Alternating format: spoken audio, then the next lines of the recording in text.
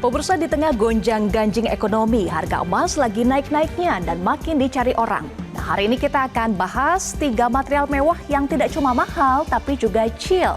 Masing-masing punya keistimewaan dan tetap sultan dengan caranya sendiri. Selengkapnya dalam Metropedia bersama Anggi Hasibuan.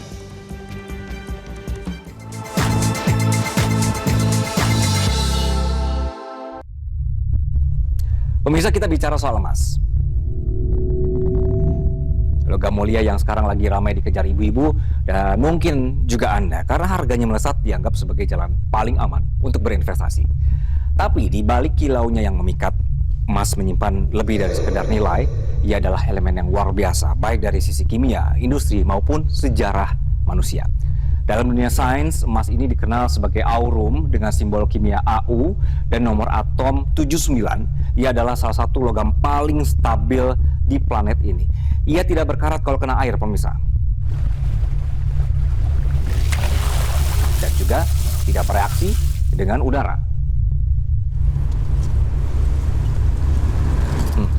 Dari kilau alaminya tidak pernah akan pudar, tapi kelebihannya bukan cuma soal penampilan sebenarnya. Emas juga luar biasa dalam menghantarkan panas dan listrik, karena itu ia dipakai di sirkuit elektronik, kedokteran, hingga luar angkasa. Tapi ada satu hal yang membuat emas ini tetap dicari manusia, yaitu adalah ia bernilai tinggi sebagai investasi, cadangan devisa, sampai simbol status sosial. Namun, emas juga ternyata punya sisi rentan. Emas murni ini gampang berubah bentuk kalau ditekan atau dipukul. Makanya meski mahal dan cantik, emas murni nggak cocok dipakai harian dalam bentuk perhiasan. Bisa penyok, bisa tergores, sekali kejedot ini bentuknya bisa berubah. Kita coba. Tuh kan? Karena itu emas jarang dipakai dalam bentuk murni, biasanya ya dicampur dengan logam lain, tembaga, perak atau nikel supaya lebih keras dan tahan lama. Jadi hasilnya adalah emas 22 karat, 18 karat hingga 14 karat. Semakin rendah karatnya, semakin kuat fisiknya, meski kandungan emasnya juga semakin sedikit. Kita coba pemirsa kali ini pakai merkuri, karena emas ternyata bisa larut dalam merkuri. Dan juga ada dalam zat kimia bernama aquaregia. Ini adalah campuran asam nitrat dan asam klorida yang sangat korosif. Emas juga ternyata bisa meleleh ketika terkena api di suhu lebih dari 1064 derajat Celcius. Jadi meskipun sekuat apapun kilo emas, ia tetap bisa hancur. Nah pemirsa, logam berharga kedua adalah platinum. Platinum lebih langka dari emas, lebih kuat dan menyimpan kekuatan luar biasa. Platinum terbentuk jauh di dalam kerak bumi dalam jumlah yang sangat sedikit. Karena itulah nilainya di pasar global bisa mencapai atau melampaui emas. Berbeda dari emas yang cenderung lunak, platinum ini lebih keras, padat, dan tahan goresan. Ia digunakan bukan hanya dalam perhiasan, tetapi juga aman digunakan dalam tubuh manusia, misalnya pada alat medis atau perhiasan untuk kulit sensitif. Juga digunakan dalam industri berat seperti otomotif dan teknologi tinggi. Tapi tetap saja tidak ada gading yang tidak retak, tidak ada logam yang tidak bisa rusak. Platinum tahan di banyak kondisi, tapi kombinasi zat agresif dan panas tinggi ternyata bisa menghancurkannya. Kita coba pemirsa.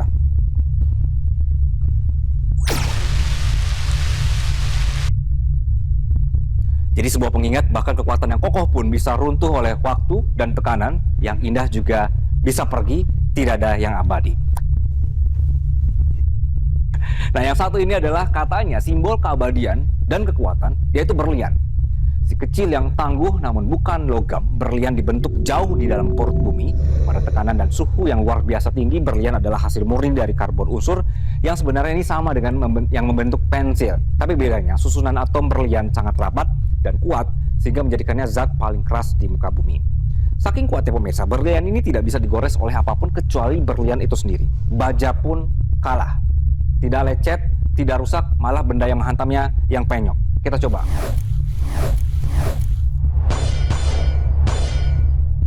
Tapi sebenarnya berlian ini keras ya pemirsa, tapi juga sebenarnya rapuh. Strukturnya kuat terhadap tekanan merata, tapi mudah pecah bila dipukul di titik lemah. Jadi kalau misalnya Anda memukul berlian dengan pedang di sudut yang pas dan cukup kuat, terutama jika dipasang di posisi lemah, misalnya di ujung tipis berlian, dia bisa retak atau pecah. Jadi analogi sebenarnya atau sederhananya, berlian ini seperti kaca super keras. Susah digores, tapi kalau jatuh atau kena pukulan keras, bisa pecah juga. Berlian dikenal sebagai penghantar panas terbaik, tapi bukan berarti dia tidak bisa rusak oleh panas, pemirsa. Berlian juga bisa terbakar pada suhu 800 sampai 900 derajat Celcius di udara terbuka. Karbonnya bereaksi dengan oksigen dan hilang. Jadi berlian tidak meleleh, tidak meledak, tapi menguap. Nah, jadi 3 kilau, 3 kisah emas yang hangat dan memikat, platinum yang tenang namun kuat, berlian yang jernih namun tidak tergoyahkan, tapi mereka bukan sekedar benda, mereka adalah perwujudan keabadian. Dalam setiap goresan, pantulan, dan kilauan tersimpan cerita tentang bumi, waktu, dan manusia. Karena pada akhirnya yang paling berharga bukan hanya yang terlihat, tapi yang bertahan. Saya Anggi Hasibuan, sampai jumpa di Metropedia selanjutnya.